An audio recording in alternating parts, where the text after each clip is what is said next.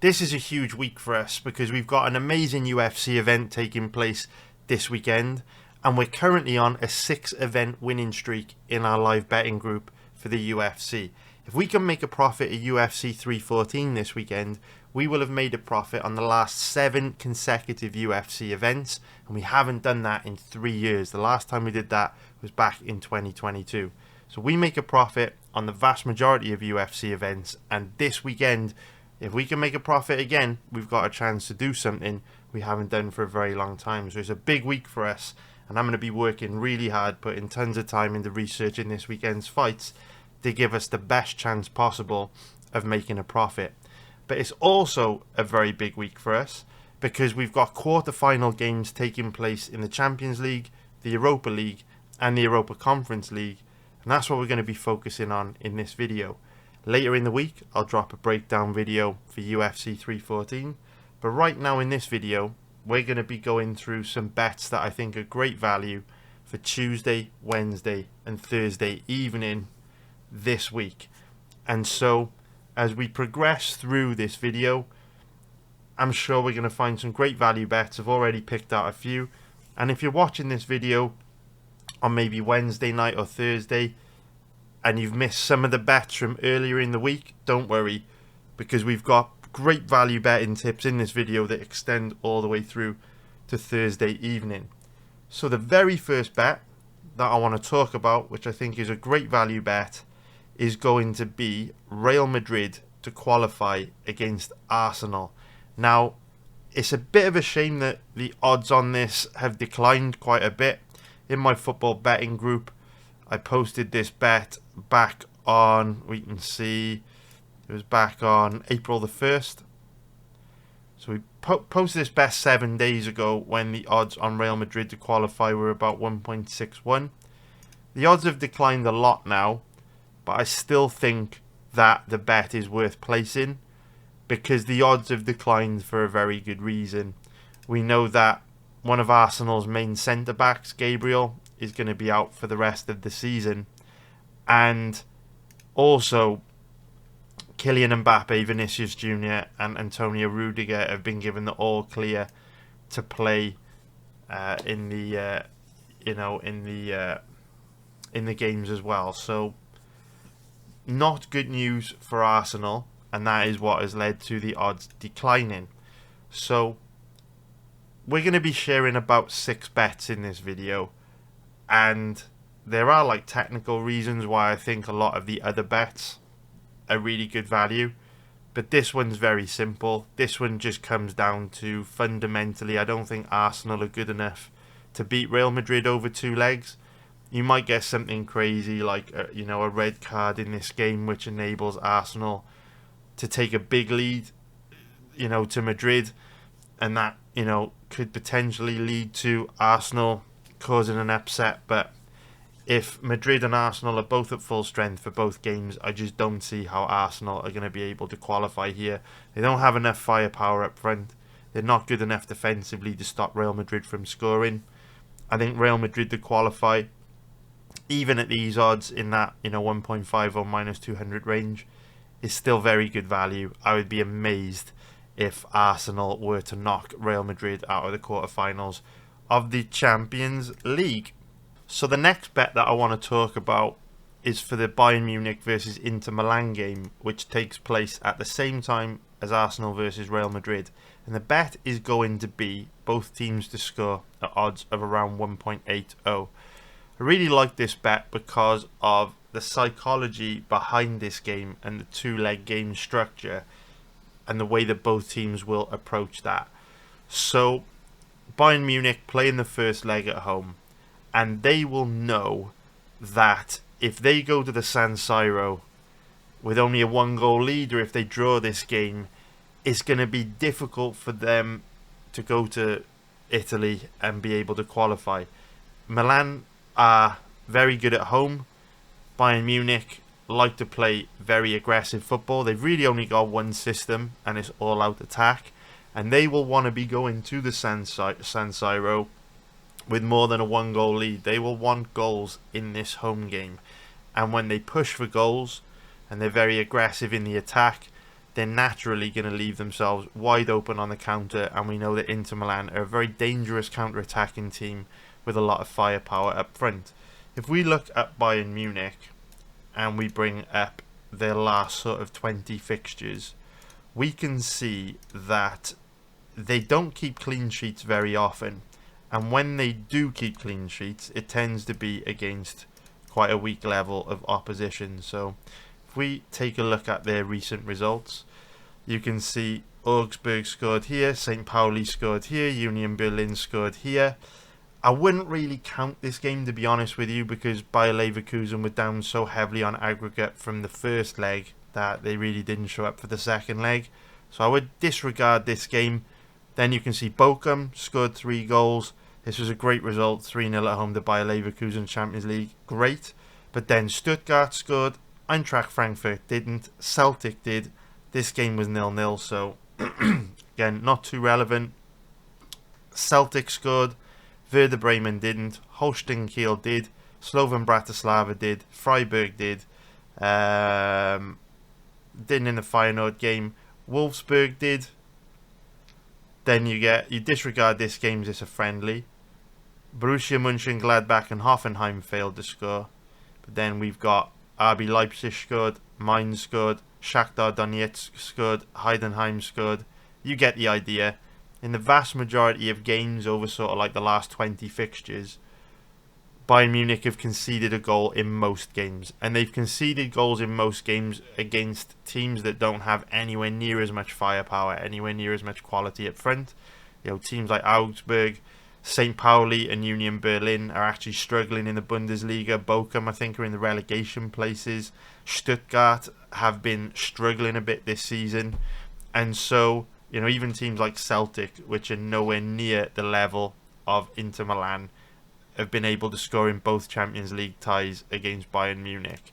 And the reason why, like I said, Bayern Munich do tend to concede in most games is because they're all out attack. They play that heavy metal football. They're absolutely relentless, and from the first minute of the game to the last minute of the game, they're trying to score goals. They're going for it. They're attacking, and they're not concerned about conceding goals. Their whole philosophy is they just want to outscore you. They want to wear you down and destroy you. They want to win the game by 2, 3, 4, 5 goals, and they'll keep attacking. So when you have a team like Bayern Munich or a Liverpool that do tend to push on and be so aggressive in the attack, naturally they're going to leave gaps in behind.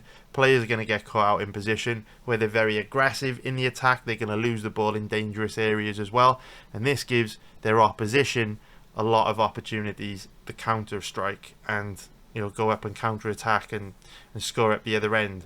Now, when we see Bayern Munich concede goals against lesser opposition every week with nowhere near as much firepower as Inter Milan in a really high stakes game like this, where Inter Milan will not want to allow Bayern Munich to take a 2, 3, 4 goal lead back to Italy for the second leg, I think it is very likely that Inter Milan will score at least once in this game, because Bayern Munich will give them lots of counter-attacking opportunities, and Inter Milan have the goal scorers, the firepower, the pace, the creativity to take advantage of that. So both teams are scoring this game.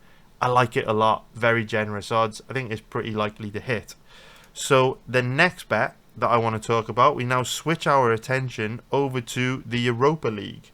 So if we just go back, and the game is going to be Bodo Glimt versus Lazio. And the bet that I like on this one is going to be both teams to score at odds of about 1.7, sorry. Now, this is another bet where the odds have declined just a little bit. When I put this bet out last week, the odds were at 1.75. The odds have declined a little bit. I still like it. I don't like it as much, but I do still think it's a very good bet. And the reason why I like both teams to score in this game is, again, because of the dynamic and the psychology of both these teams going into this match. And no surprise, the similarity between this game and the last game is that the Italian team is away from home in the first leg. And so we know what the psychology, generally speaking, of the Italian team is going to be going into this game. We know how Lazio play away from home in the Europa League. We've seen them in enough games this season to know exactly what to expect, and we know what Bodo Glimt will be trying to do at home. They will be trying to do exactly the same as Bayern Munich. They will want to take a 2, 3, 4 goal lead to the Stadio Olimpico in Rome, because they know if they just take a 1 goal lead or a draw to Italy, it is very, very, very, very, very unlikely they're going to progress and qualify to the semi-finals, because at home Lazio are going to be very, very difficult to deal with. The atmosphere is going to be insane. The crowd will be right behind Lazio. You know, even the best teams in the world would struggle to go to the Stadio Olimpico midweek and try and beat Lazio in a high-stakes Europa League game. So for a club from Norway to try and do it, it's going to be very, very difficult. So when we consider how both these teams will set up and approach the game, you know, we've seen them in enough high-stakes Europa League games in this campaign to know exactly what they're going to try and do. And what I also like is we've seen Lazio play a very diverse level of opposition and playing styles in this tournament. So, you know, when they played, you know, Plitzen, for example, in the last round, even though, you know, you wouldn't say Plitzen are necessarily anywhere near the level of Lazio, Lazio still played very negatively, very defensively at Plitzen, and didn't really open up, didn't really take the game to them. They just looked to counter-attack. So with Bodo Glimt being way more dangerous going forward than Plitzen, I would expect Lazio to set up and do exactly the same thing. And Lazio have got a hell of a lot of pace going forward, a hell of a lot of pace on the counter-attack. They've got some really speedy wingers and some speedy forwards as well. So in terms of what to expect from this game, and the reason why I like both teams to score, like I say, very similar to Inter Milan, Bayern Munich. Bodo Glimt will be taking the same approach as Bayern Munich, and they will be going all-out attack. Generally, that's the culture at Bodo Glimt anyway. They're a very attack-heavy team, and they will just be going for it big time to try and take a 2 to 3 goal lead to Italy for the second leg. Now, Bodo Glimt are the biggest club in Norway, so every single week they're used to teams playing, you know, 10, 11 men behind the ball, parking the bus, keeping it very tight, very compact, and making it very, very difficult for them to break them down. Now, I know Lazio are much better than anything Bodo Glimt experience in the Norwegian Eliteserien, but same principle applies. Every week, Bodo Glimt have to work very hard to break teams down who are ultra defensive against them, and they're actually pretty damn good at doing it. They're great on the ball, they're great at moving the ball in tight areas, you know, they're great at just sustaining pressure and creating lots of direct goal scoring opportunities. And Bodo Glimt score in almost every game, no matter who they're playing against, where they're playing against some of the best teams in the world, or, you know, some of the minnows in the Norwegian Eliteserien. What you'll find, Bodo are a high scoring team that are all out attack, so they are very, very likely to score in this game. So why are Lazio likely to score in this game? We've already given clues to it. Lazio, a lot of pace out wide, a lot of pace up front, very dangerous on the counter-attack. And the thing about Bodo Glimt is that they are obviously nowhere near as good defensively as Bayern Munich. They, you know, they push on, they're very aggressive going forward, and as a result, they leave a lot of guys out of position at the back, and are very vulnerable to the counter-attack. If we just bring up Bodo Glimt's like last 20 results. Now, bearing in mind they play in the top tier of Norwegian football, so they're going to have more clean sheets than Bayern Munich. But if we take a look at, say, their last 20 games, just bring these games up and we just skim through them. So you can see, obviously, they're going to be doing very, very well in the Norwegian Eliteserien and the Norwegian Cup against a much lower level of opponent. So against HamKam, Brine, Instrindens, they're keeping clean sheets. But then as soon as we see their results in the Europa League, Olympiacos are scoring against them here. Twente scoring against them in both these games. This is a friendly, so we won't count that. Nice scored against them. Maccabi Tel Aviv scored against them. These two are friendlies. Besiktas scored against them. Lillestrøm scored against them. Man United scored against them. And, you know, Karabag scored against them. Braga scored against them. The reason why I'm focusing on these games that say EL is because they're Europa League games, right? So they show, obviously, you know, a higher level of opposition than these Eliteserien games in Norway. If we go back a bit further, okay, so this was a goalless draw. Porto scored against them. Red Star Belgrade scored against them. Red Star Belgrade scored against them. Jagiellonia scored against them. You get the idea. Whenever they're facing a decent level of opponent, they tend to concede a goal. And Lazio is certainly a decent level of opponent. So the chances of Bodo Glimt keeping a clean sheet in this game when they're so open at the back is very, very slim. And the chances of Bodo Glimt not scoring a single goal against Lazio at home in the biggest game of their season is also very slim, especially because Lazio like to sit very deep, play very defensively, allow the opposition to have the ball, and Lazio will be more than happy to just counter-attack all night, camp in their 18-yard box, and let Bodo Glimt try to break them down. The other reason why it is particularly likely, though, that Lazio will score in this game is because Bodo Glimt are a team that they overplay the ball a lot in dangerous positions. They play out from the back a lot, and they also take big risks.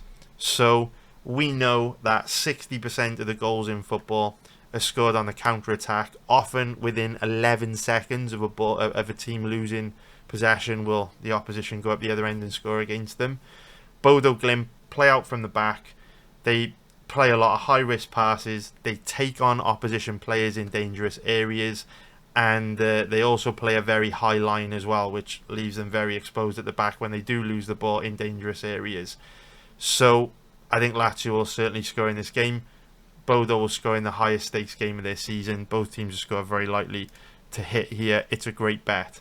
So the next bet that I think is very good value is going to be on the Lyon versus Manchester United game, and it is going to be another both teams to score, this time at odds of 1.66.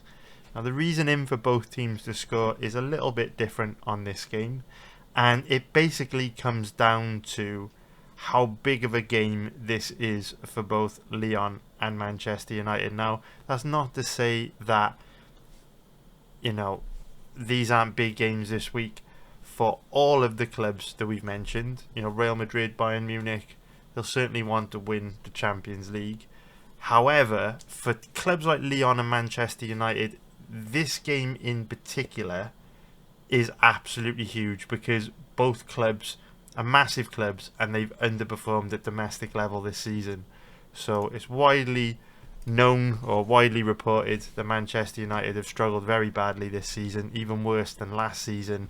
And, you know, for a club the size of Man United to be currently in the bottom half of the Premier League table is kind of crazy. So there's a lot of pressure on Ruben Amorim, a lot of pressure on Manchester United as a club and on the players to deliver something this season. And the Europa League is pretty much all that they've got left. So you know they're going to go for it big time.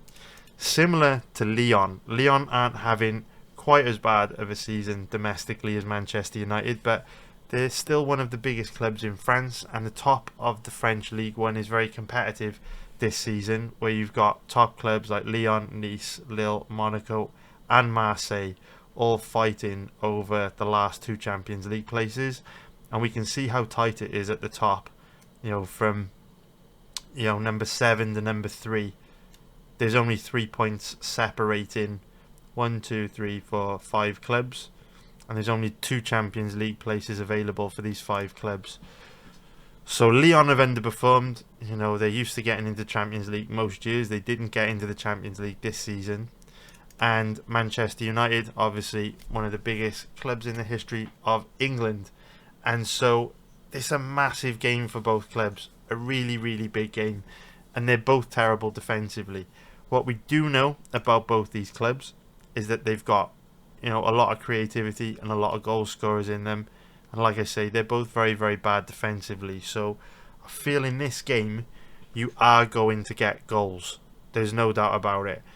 With Manchester United, you could talk about, you know, some of their issues scoring goals at domestic level. Maybe they don't have a whole lot of quality up front, but they do have a lot of quality in the context of this game. Obviously, Lyon, they're not playing at the same level as the clubs in the English Premier League. And when you look at guys like Bruno Fernandes, Rasmus Højlund and Garnacho, they are top quality players for the level of opposition we're talking about when it comes to Lyon. If these players were playing in the French League 1, they'd absolutely tear the division apart. So while Man United don't have tons of goals in them at Premier League level, against League 1 opposition like Lyon, they will have.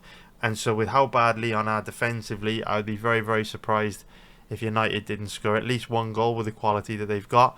And on the flip side, with this being such a huge game for Lyon, and with them knowing that it's going to be very difficult for them to go to Old Trafford and get a result in the second leg, Lyon are also very, very likely to score in this game. So both teams bad defensively. They've both got enough firepower to hurt one another. They're both going to be going for this big time. They're both going to need to win this game bad on Thursday night. And as a result, I think we'll get goals in this game. So the next bet that I want to talk about is another Europa League game. And it's actually, I believe, our final both teams to score bet that I'm going to be recommending in this video. It is. Let's actually see if the odds have declined, because I was surprised they were as generous as they were when I first posted this bet last week. We are going for both teams to score in the Tottenham Hotspur versus Eintracht Frankfurt game. The odds were 1.61 last week. I was surprised they were that generous. Have they declined? They have a little bit, but not much.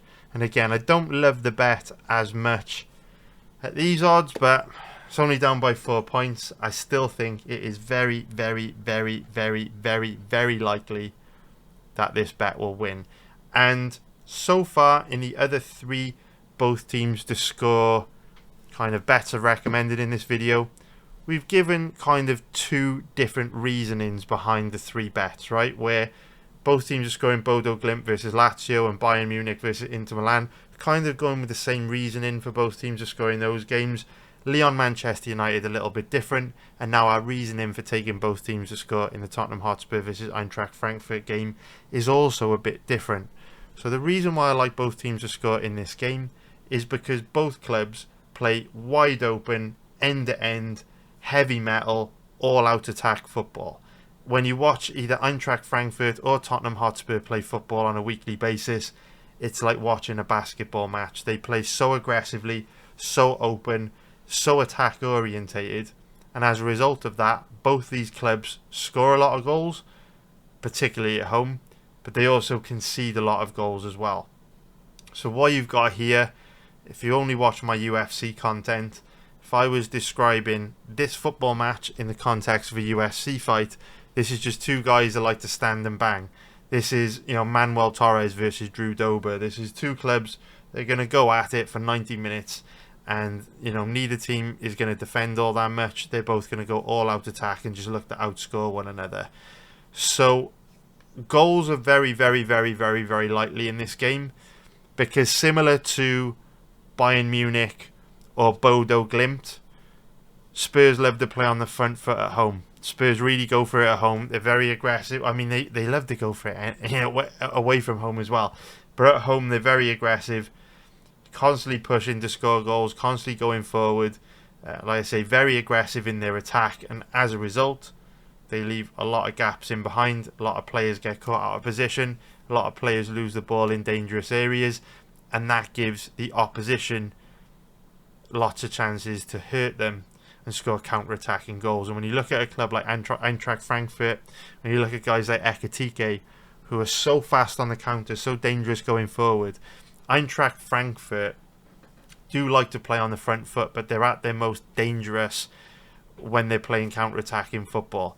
And yes, they've lost Marmoush to Man City, so they're not quite as dangerous as they were earlier in the season, but they've still got a lot of pace going forward. They're aggressive at winning the ball back in dangerous areas, and when they get forward, they're very, very difficult to contain, especially for a club like Tottenham. They're bad defensively, often have players out of position. So out of all the bets that I'm going to talk about in this video, this one, in my opinion, is the most likely to hit. It's a shame that the odds have declined a little bit since I put the bet out last week, but not by much. I actually think this is more likely to hit than Real Madrid to qualify. I would be amazed if there weren't a decent amount of goals in this game, and I'd be amazed if both teams didn't score. Eintracht Frankfurt, very dangerous on the counter-attack. Spurs are dodgy defensively. And in the biggest game of Tottenham's season, you would bank on them getting at least 1 goal at home, especially against Frankfurt, who aren't good defensively themselves. The final bet that I'm going to recommend in this video is going to be something a little bit different, and it's going to be a parlay accumulator. Now, I can't actually show you what odds you'll get on this parlay accumulator because I would have to log into my account, which I'm not going to do for obvious reasons on a YouTube video. But basically, if you put the 3 legs in this parlay accumulator that I'm going to recommend, you will get odds of roughly 1.80 in that ballpark. Might have declined a little bit, might have improved a little bit. I think it had actually improved a little the last time I checked. But yeah, you get odds of about 1.80, and I would be very, very, very, very, very surprised if this bet were to lose. So we are going to go for, throw these into your parlay accumulators, Barcelona to qualify against Borussia Dortmund. Then we are going to go for Athletic Bilbao to qualify against Rangers. And then we are going to go for Real Betis to qualify. Okay, the odds have declined on this. That was like 1.2 last week, I think. But anyway, Real Betis to qualify against Jagiellonia. Now, you're probably still going to get about 1.80 if you add those 3 bets into the parlay and accumulator. And also, your betting site might call the to qualify line something different, maybe like to advance to progress or something like that. But I'm just going to do is quickly run through the reasons why I think each of those teams will qualify. Because, you know, I don't bet many parlays. They're not really my thing. But in situations like this, I think it would be foolish not to, because all 3 clubs should absolutely sail through to the next round. You'll also probably notice a bit of a trend behind the 3 clubs that I've picked in this parlay accumulator, and that they're all Spanish. And there's a very good reason for that. Obviously, Spanish football has a certain culture behind it, a certain style, and most Spanish teams have certain styles of play and certain strengths and weaknesses that make them very difficult to play against. So it's no coincidence that if we look at all of the bets here that we've got in this video across these, 12 different games, we are betting on every single Spanish team to progress the next round. We're taking Betis, we're taking Bilbao, we're taking Barcelona, and we're also taking Real Madrid, all to qualify to the next round. It's just because there's such a difficult style to deal with over 2 legs. So let's start off with Barcelona. Why are we picking Barcelona to qualify over Borussia Dortmund? Well, the problem that Dortmund have got, Dortmund are also having a bad season domestically. They're around the mid-table in the Bundesliga. So they've got the same sort of problems as Lyon and Manchester United. But Dortmund's problems stem from them just being very bad defensively. They don't really have a back line. For most of this season, they've played kind of like full-backs in the centre-back position or midfielders in the centre-back position. And they do have a lot of firepower up front, but they concede a lot of goals just because they don't have a strong defensive unit. Like other clubs we've mentioned in this video, Bayern Munich, Bodo Glimt, they also play all-out attack because with them being so bad defensively, they have to outscore the opposition. So they do have a lot of goals in them, but they also concede a lot as well. Barcelona are just very well organised. It's hard to get the ball off them. They've got pace on the counter. They're clinical up front. And similar to betting on Real Madrid to qualify against Arsenal, I just think that there's levels to the game, and Barcelona have got just too much quality for Borussia Dortmund to be able to compete with. I also don't feel that Dortmund are that dangerous going forward.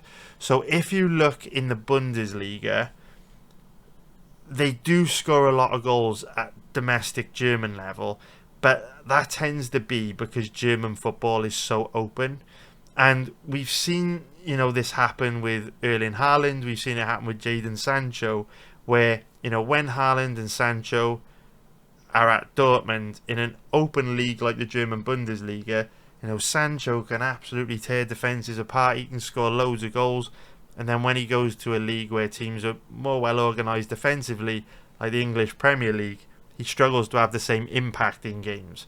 And look, Haaland had a big impact in his first season in the Premier League, but I think now we're starting to see some of the big issues with Haaland, which were present when he was at Dortmund, where, you know, when teams stay tight and compact against him, you know, he often struggles to impact games because, you know, really his biggest strength is getting in behind, running in behind, using his pace and his strength to get in behind. And then he's obviously clinical at putting the ball in the net when he's one-on-one with a keeper. But when teams sit deep and don't give him much time and space on the ball, you know, he does struggle often to have an impact on games. And so when you look at Dortmund's forward line with Guirassy, he's a pacey forward that's dangerous if he can get in behind you, but it's not going to be as easy to do that against Barcelona as the clubs in the German league. So I really feel Dortmund will struggle. I really feel Dortmund will struggle very, very badly. I think Barcelona will sail through to the next round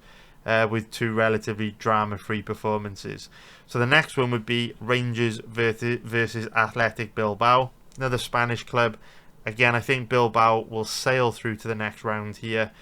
Rangers are a club similar to Tottenham, similar to Bodo Glimt, similar to Bayern Munich, that play all-out attack. Relentless, aggressive, action-packed attack in football. The problem with Rangers is that they don't have the same quality as clubs like Tottenham, Bayern Munich and Bodo Glimt. So where we're talking about those three clubs getting out of position a lot, losing the ball in a lot of dangerous areas, Rangers have that problem, but it's a bigger problem because they don't have players who are as good on the ball. They don't have, you know, the same sort of strength in defence. And a big issue with Rangers is they don't have much quality up front either. So whereas to some extent clubs like Bayern Munich and Borussia Dortmund and Spurs can to some degree at times get away with playing all-out attack and being weak defensively because they've got, you know, world-class players who can put the ball in the net and outscore the opposition, Rangers don't have that. And they have progressed to this stage in the tournament, and they've gone very, very far in European tournaments over the years because at home, you know, Ibrox is such an intimidating atmosphere and the crowd really lifts the players. And, you know, Rangers have got that great team spirit, that, you know, really rich culture in the club which carries them through. But eventually you run into teams like Athletic Bilbao that are just going to have too much quality for you, just going to be another level. And it's a very, very, very, very difficult game for Rangers.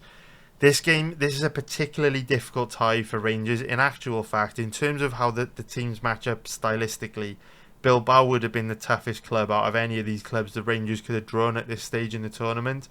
Because not only are Bilbao very organised, very good on the ball, very solid defensively as a Spanish club, which will make it very difficult for Rangers to actually get the ball off them. But not only that, when Rangers do win the ball and they get forward, you've got the Williams brothers up front for Bilbao on either side, on each wing. We've got so much pace, so much skill, so much ability. They're so devastating going forward. And Rangers are so defensively with a worse quality of player than any of the other teams I mentioned, with the exception of perhaps Bodo Glimt. So I just think Bilbao are going to absolutely terrorise Rangers. Don't get me wrong, the first game might be tight. It's always tough to go to Ibrox.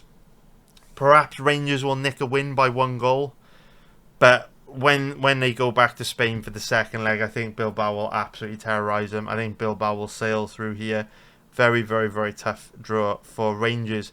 And then the third one, Real Betis to qualify. This is the steepest thing we've bet out of all these games, right? Real Betis to qualify are the biggest favourites of all. And again, similar to the difference in class, the difference in skill between Rangers and Bilbao, you have another golfing class between Betis and Jagiellonia. You know, Jagiellonia are just nowhere near the level that Betis are.